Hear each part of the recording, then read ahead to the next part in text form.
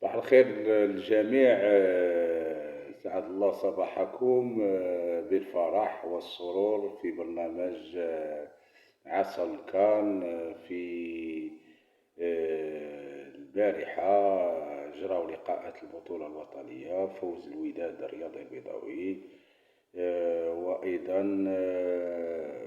طعم اللي تنقولوا أنا طعم الخسارة، التعادل ديال فريق الرجاء في طعم الخسارة، لأنه في حالة فوز الجيش الملكي سيبتعد على الرجاء ب4 نقاط.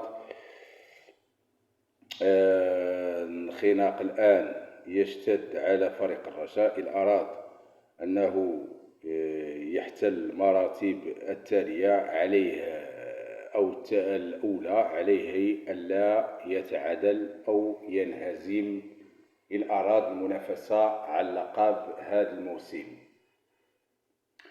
أما بالنسبة لفريق الوداد الرياضي البيضاوي فربما الفائدة عادت إلى فريق الوداد. امتص الحماس والثقة على النهضة البركانية. البارحة فاز عليه ب1، ولكن واخا تعذب بحال هاد اللغة هذه ديال الدارجة المغربية، ولكن غادي يستافد الفريق الوداد على هذا الفوز، لأنه غادي يرجع الثقة ديالو وغادي يرجع المكانة ديالو، لأن المكانة ديالو تتكون مع الكبار. الفريق الكبير لا يموت.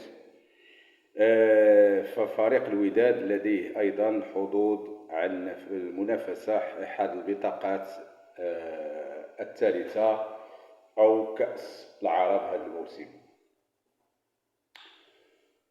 عنده لقاء مهم غادي يجريه الوداد الرياضي البيضاوي في دور عصبة الأبطال، وعليه أن يفوز وينتظر الخصوم ماذا يفعله. في مجموعة ديال الوداد الرياضي البيضاوي عليه الفوز، لا خيار لديه سوى الفوز إن أراد البقاء في هذه المنافسة، وأيضا انتظار الخصوم اللي معاه في هذه المجموعة تعثر أو تعادل.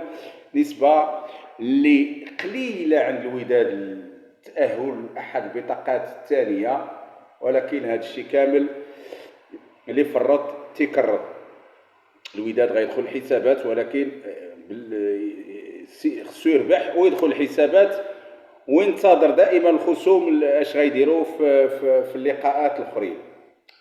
اما بالنسبه للجيش الملكي، فالجيش الملكي إن فاز فهو سيبتعد على الرجاء البيضاوي ب4 نقاط كما قلنا، وايضا لديه حظوظ انه يظفر بلقب ثاني على التوالي هذا الموسم، او في حاله تعثر وتعادل الرجاء سيصبح هو المستفيد.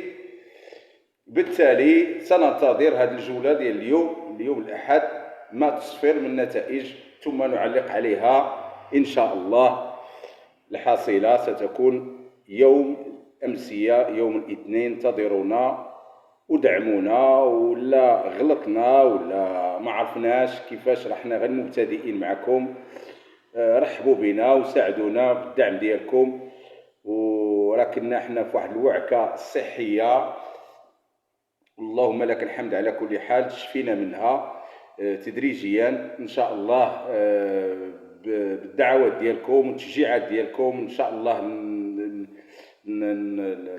نفوتوا هذه المرحله هذه اللي تنعيشوا فيها صعبه شويه، وان شاء الله اللهم لك الحمد على الابتلاء ديال الله سبحانه وتعالى. وتنشكروا الناس اللي ساندونا وشجعونا وتدعيوا معنا، وتنشكر الزوجه ديالي ايضا والعائله ديالي الصغيره والعائله ديال الزوجه ديالي والاخوان اللي تيساندونا دائما في هذا اللايف في هذا هنا. تنشكرهم بزاف من هذا المنبر، تنشكرهم جزيل الشكر، واللي ساعدونا لا بالقول لا بالمادي لا بالمعنوي، وتنشكرهم. وصباحكم مبروك، والسلام عليكم ورحمه الله تعالى وبركاته.